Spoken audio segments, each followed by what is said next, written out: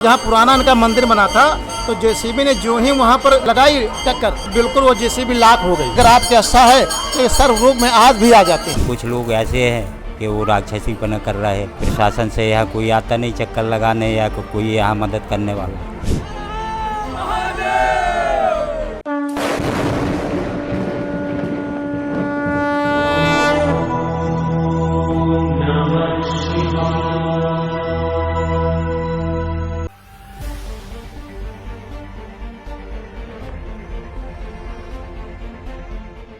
भोले बाबा का दिव्य चमत्कार जिसने हिला दी पूरी यूपी सरकार। सरकार की मंशा पर फिर गया पानी जब प्रकट हो गए बाबा औघड़दानी।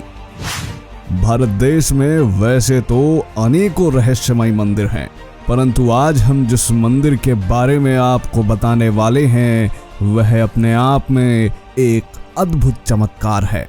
ये एक ऐसा मंदिर है जिसके आगे सरकार को भी झुकना पड़ा। ये ऐसा शिव मंदिर है जहां भगवान शिव साक्षात विराजमान हैं। आखिर क्यों एक अधिकारी ने अपने पूरे परिवार सहित इस मंदिर पर आकर माफी मांगी?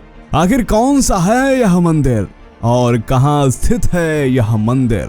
क्या है इस मंदिर का इतिहास और क्या है इसका जीवित रहस्य?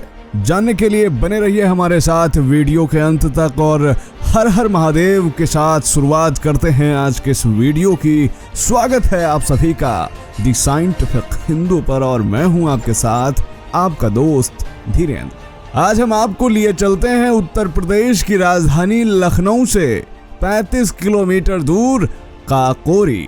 ऐतिहासिक दृष्टि से काकोरी काफी प्रसिद्ध है क्योंकि यहीं पर चंद्रशेखर आजाद, राम प्रसाद बिस्मिल, अशफाकुल्ला खां, राजेंद्र लाहिड़ी और रोशन सिंह आदि ने 9 अगस्त 1925 को ब्रिटिश सरकार की ट्रेन लूटकर अंग्रेजी हुकूमत पर बड़ी चोट की थी।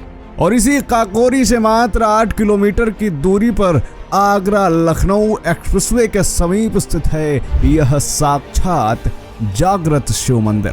सड़क के बीचों बीच स्थित इस मंदिर को नागेश्वर बाबा मंदिर नाम से जाना जाता है।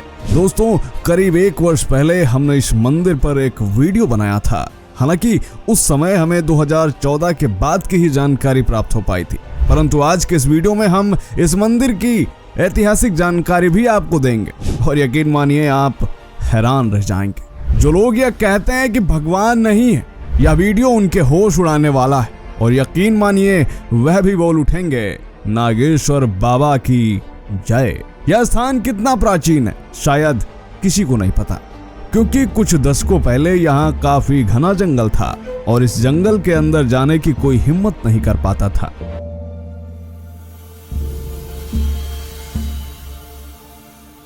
वर्ष 1989 की बात है। कुछ चरवाहे यहाँ आसपास के खेतों में गाय चरा रहे थे। अचानक कुछ गाय जंगल के अंदर चली गईं। उन गायों को वापस लाने के लिए चरवाहों ने काफी हिम्मत करके जंगल में प्रवेश किया और कुछ ही दूरी पर उन्हें गायें चरती हुई दिखाई दी। एक चरवाहा गायों को हाँकने के लिए आगे बढ़ा, लेकिन तभी उसने जो देखा उससे उसकी आंखें फटी की फटी रह गई और वह जोर से चीख पड़ा। चीख सुनकर सभी चरवाहे एक जगह इकट्ठे हो गए। उन्होंने देखा कि गायों के समीप ही एक शिवलिंग है और शिवलिंग से लिपटे हुए विशाल काय नाग देवता फन उठाए खड़े हैं। दोस्तों, यह दृश्य देखकर सभी के पसीने छूटने लगे, परंतु वह नाग देवता चुपचाप वैसे ही मुद्रा में बने रहे और कोई भी हरकत नहीं की, जिसके बाद सभी ने उन्हें प्रणाम किया और गाय लेकर वापस आ गए। वह इतना डर गए थे कि अब उस तरफ गाय ना ले जाने का विचार किया। एक दिन की बात है, कुछ लोगों ने देखा कि एक साधु उसी जंगल की ओर जा रहे हैं। उन्होंने साधु को आवाज दी, परंतु वह साधु बिना रुके जंगल के अंदर प्रवेश कर गया। यह सिलसिला कई बार लोगों ने देखा। एक दिन कुछ लोगों ने उस साधु का पीछा किया, परंतु जंगल के अंदर जाते ही वह साधु गायब हो गए। और उन्होंने एक बार फिर विशाल काय नाग देवता को शिवलिंग से लिपटा हुआ पाया। अब उन लोगों में यह विश्वास जगा कि यहाँ साक्षात भगवान शिव विराजमान है, क्योंकि शिवलिंग की रखवाली नाग देवता कर रहे थे और इसीलिए इस स्थान का नाम नागेश्वर महादेव मंदिर पड़ गया। स्थानीय लोग इन्हें नागेश्वर बाबा के नाम से जानते हैं। जिन जिन लोगों को यह बात पता चली वह लोग नित्य ही पूजा करने लगे, उनकी मनोकामनाएं पूरी होने लगी।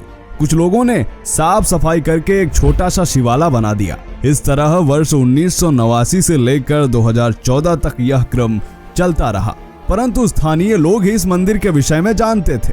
इस बार हमने एक स्थानीय व्यक्ति से इस बारे में बातचीत की और उससे मंदिर के बारे में पूछा। आखिर क्या कहा उन्होंने, अब आप भी सुन लीजिए। कहानी है भैया 1989 से, यह साक्षात जागृत स्थान है। यहाँ पर 1989 में जो है ये सर्व रूप में ये अवतार लिए। उसके बाद धीरे धीरे हम लोगों ने छोटे छोटे थे तब यहाँ पर जानवर वगैरह लाते थे, तो ये सर्व साक्षात यहाँ पर बिल्कुल खड़े हो जाते थे। उसके बाद में जहाँ सैकड़ों लोग कहेंगे नागेश्वर रूप में भगवान निकले, भगवान शंकर भगवान लिया है, फिर यहाँ से लोग हजारों लोगों का भला हुआ।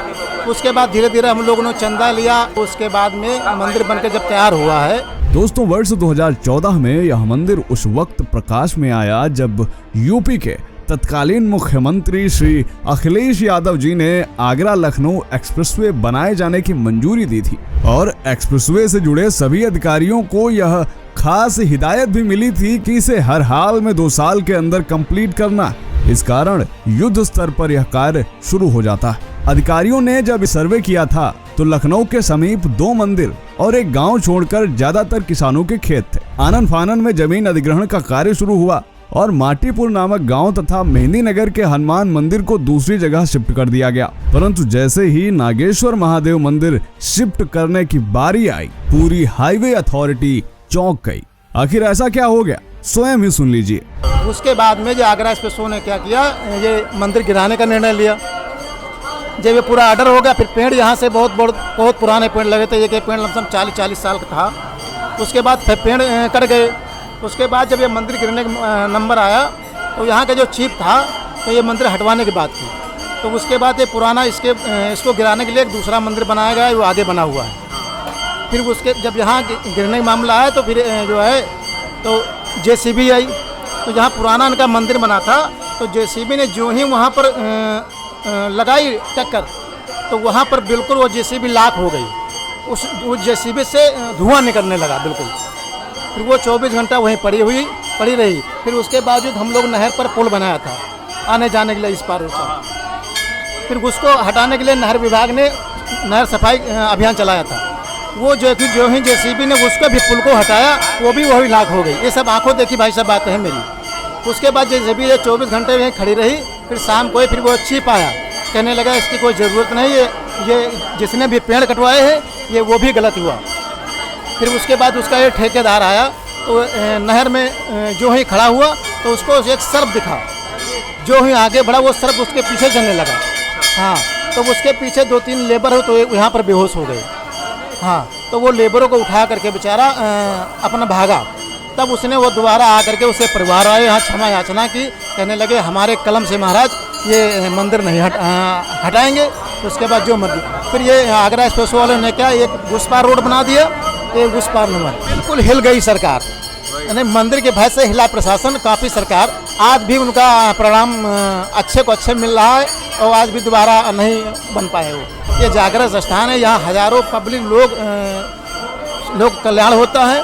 कोई भी दुखी बीमार होता है उसका स्वयं भगवान सुनते हैं। दोस्तों, यही कारण है कि यह मंदिर जहाँ पर था वहीं पर है और जो सर्विस लाइन बननी थी उसको 2 भागों में बांट दिया गया और सड़क के बीचों बीच सीना तान कर यह मंदिर आज भी ज्यों का त्यों खड़ा है। इस मंदिर को शिफ्ट करने के लिए हाईवे अथॉरिटी ने एक नया मंदिर भी बना दिया था, जिसे आप स्क्रीन पर देख रहे हैं। नागेश्वर बाबा ने इसे स्वीकार नहीं किया। इस कारण यह मंदिर दिनों दिन जर्जर होता जा रहा है। नागेश्वर बाबा किसी भी तरह से नहीं हटाए जा सके। 4 JCB खराब हो गई, लेबर बीमार पड़ गए, यहाँ तक कि जिस अधिकारी को इस मंदिर को हटाने का काम सौंपा गया था उसको साक्षात नागेश्वर बाबा के रौद्र रूप के दर्शन हो गए, जिसके बाद वह अधिकारी परिवार सहित यहाँ आया और नागेश्वर बाबा से क्षमा मांगी और वादा किया कि अब वह अपनी कलम से इस मंदिर को नहीं हटाएगा। जिसके बाद सरकार द्वारा इस मंदिर का यहीं पर जीर्णोद्धार करवाया गया और इस मंदिर के दोनों तरफ सर्विस लेन बना दी गई।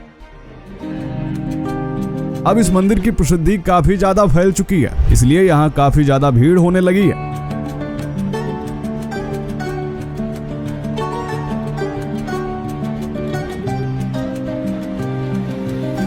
प्रत्येक सोमवार को यहाँ हजारों श्रद्धालुओं की भीड़ उमड़ती है, लोगों की मनोकामनाएं पूरी होती हैं। यहाँ तक कि सोमवार के दिन इस पूरी सर्विस लाइन पर जाम लग जाता है, परंतु यूपी प्रशासन इस मंदिर के प्रति उदासीन है। इस कारण यहाँ लोगों को समस्याओं का सामना भी करना पड़ रहा है, जैसे कि मंदिर परिसर में लाइट की व्यवस्था नहीं है और न ही यहाँ पानी की व्यवस्था है। यहाँ पास में बस एक हैंड पंप है, परंतु कभी कभी वह भी खराब हो जाता है, तो पानी की काफी दिक्कत होती है। कि इतनी आस्था हजारों लोगों के पब्लिक है, लेकिन सरकार हम लोग ज्ञापन भी दे चुके हैं।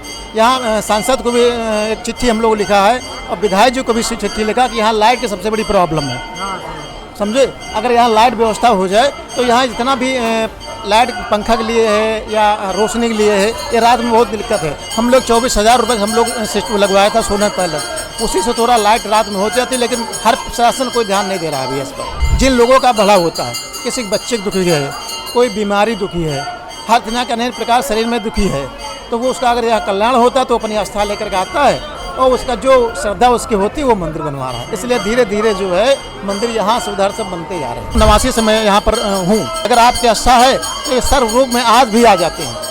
हाँ, ये हम मंदिर नीचे बेसमेंट बना हुआ भैया, यहाँ पर बिल्कुल रखा हुआ था, हम अंदर गए तो बिल्कुल आ गए अंदर। फिर धीरे धीरे धीरे हम जैसे आगे बढ़ते रहे तो धीरे धीरे आगे मंदिर में जो लाट बनी हुई है उसमें फन डाल लिए अपना।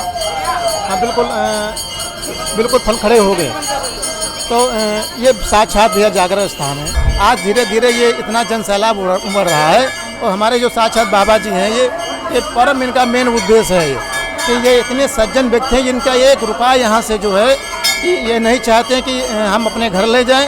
वो कहते हैं कि जितना मेरा जीवन है यहाँ हमारा यहाँ समर्पण है और जितना भी पैसा आएगा जब से आए हैं ये इतना यहाँ से विकास बढ़ा हुआ है। जैसे देखिए मंदिर बरामदा वगैरह जो हर चीज़ बढ़िया पेड़ पौधे, इतनी बढ़िया हरियाली है, बढ़िया वाटिका लग रही है, तो ये सब बाबा जी की देन है। हमने बाबा जी से भी बात की, अब आप उनकी भी सुन लीजिए। वही मैं यहाँ पर लॉकडाउन में अयोध्या से पगयात्रा कर वृंदावन जा रहा था, तो ये मंदिर की यहाँ हालत देखी, गंदा फंदा नाला, यहाँ ठंडी सब पड़ी थी। तो हमने कही यहाँ रुक गए, कुछ लोग बोले कि यहाँ कुछ व्यवस्था हो जाए, अच्छा बन जाए, 4 जनों के लिए रहने की व्यवस्था हो जाए। तो ये मंदिर भरता घेर भर ये सब अभी निर्माण करवाया ये सब, लेकिन कुछ लोग ऐसे हैं कि वो राक्षसीपना कर रहे हैं, दुर्व्यवहार कर रहे हैं, उल्टी सीधी बोल रहे हैं। प्रशासन से यहाँ कोई आता नहीं चक्कर लगाने या कोई यहाँ मदद करने वाला। अकेले हम क्या करें, ज़्यादा लड़ भी नहीं सकते हैं। तो हम तो यहाँ की जनता को ये बताना चाहते कि यहाँ 20 साल हो गए कुछ नहीं हुआ, आज 2 साल में ये बंद गए तो अब हमको परेशान करने लगे। गली के आदमी आते हैं, 100 50 आदमी रुकते हैं, उनके लिए छाया हो गई, बैठने की व्यवस्था हो गई, तो अब वो जलंगाई होती है। बाबा को भगा, बाबा को जबरदस्ती चाबी कहीं ये दो, कहीं इतने पैसा दो, ये दो। तो ये यहाँ के शासन प्रशासन की यहाँ कोई मदद नहीं, कोई चक्कर नहीं। हर जगह हर प्रकार के भगवान के राज्य में भी राक्षस थे, आज भी राक्षस हैं, कोई फेरते हैं। हम तो उनकी सेवा कर रहे हैं। जो आता है, पानी होता है, चाय होती है, नाश्ता होता है, जो भी हमारे पास बनता है उसको सेवा करते हैं। यहाँ सुविधा पर्याप्त हो जाए। तो शासन से भी हम एक दरखास्त अभी दिए, मुख्यमंत्री के पास भिजवाई थी बिजली के लिए, कई बार भिजवा चुके, लेकिन कोई सुनाई नहीं, कुछ नहीं है। हम सोच रहे हैं लाइट हो जाए, सब सुविधा हो जाए, एक आध बम्बा हो जाए। ठीक है, बम्बा है, बिगड़ जाता है सुबह तो भगवान को धुलने तक के लिए नहीं है।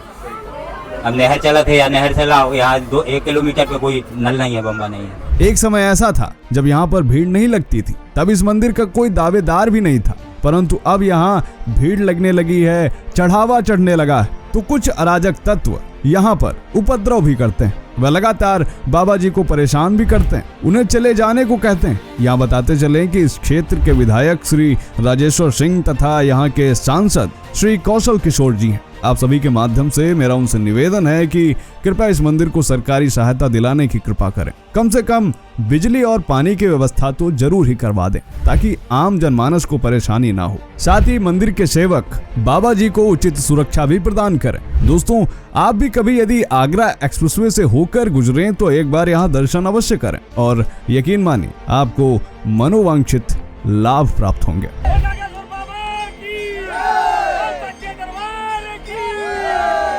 कैसा लगा आज का यह वीडियो कमेंट जरूर करें। मिलते हैं आपसे अगले वीडियो में, तब तक के लिए जय हिंद, जय भारत, वंदे मातरम।